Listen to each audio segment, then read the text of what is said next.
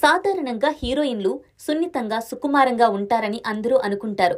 కానీ వారు అందంగా కనిపించడం కోసం, అలాగే సన్నగా నాజూకుగా కనిపించడం కోసం చాలా కష్టపడుతూ ఉంటారు. ఒకప్పటి హీరోయిన్స్తో పోల్చితే ప్రస్తుత హీరోయిన్స్ మల్టీ టాలెంటెడ్ అనిపించుకుంటున్నారు.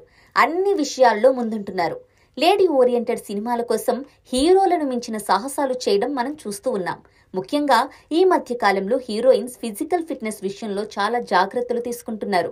అన్ని విధాలుగా ఫిజికల్ ఫిట్నెస్ ను దక్కించుకోవడం కోసం గంటల తరబడి వర్కౌట్లు చేస్తున్నారు. ఇక ఇప్పుడున్న హీరోయిన్స్ లో కొందరు రియల్ అథ్లెట్స్ కూడా ఉన్నారు. ఇండస్ట్రీలో ఉన్న అథ్లెట్ హీరోయిన్స్లలో సయామీ కేర్ కూడా ఒకరు. ఈమె హీరోయిన్ గా పలు సినిమాల్లో నటించారు. 10 ఏళ్ల క్రితం అంటే 2015లో రే అనే సినిమాలో సాయిధరం తేజ్తో కలిసి మెరిశారు. అయితే ఆ సినిమా ఆశించినంతగా ఆడలేదు. అయినా కూడా లక్కీగా ఈ అమ్మడుకు ఆఫర్లు దక్కాయి. హిందీ, తెలుగుతో పాటు మరాఠీ సినిమాల్లో నటించి మెప్పించిన సయామీ కేర్ అథ్లెట్ గాను తన సత్తా చాటుతూ వస్తున్నారు.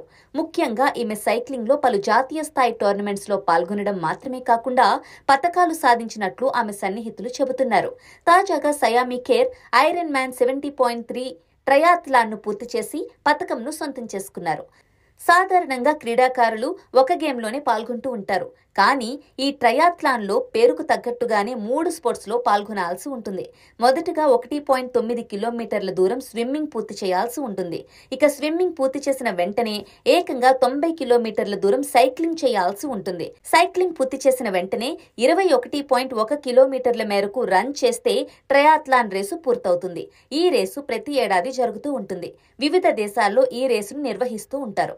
గత ఏడాది సెప్టెంబర్లో జరిగిన ఈ రేసులో పాల్గొన్న సయామీ కేర్ 70.3 ట్రయాథ్లాన్ విజేతగా నిలిచారు. ఈ రేసులో మొత్తం 113 కిలోమీటర్ల పాటు అథ్లెట్స్ చేరుకోవాల్సి ఉంటుంది. 113 కిలోమీటర్లు అంటే 70.3 మైల్స్ గా లెక్కిస్తారు. ఇది ఐరన్ మ్యాన్ రేసులో సగం.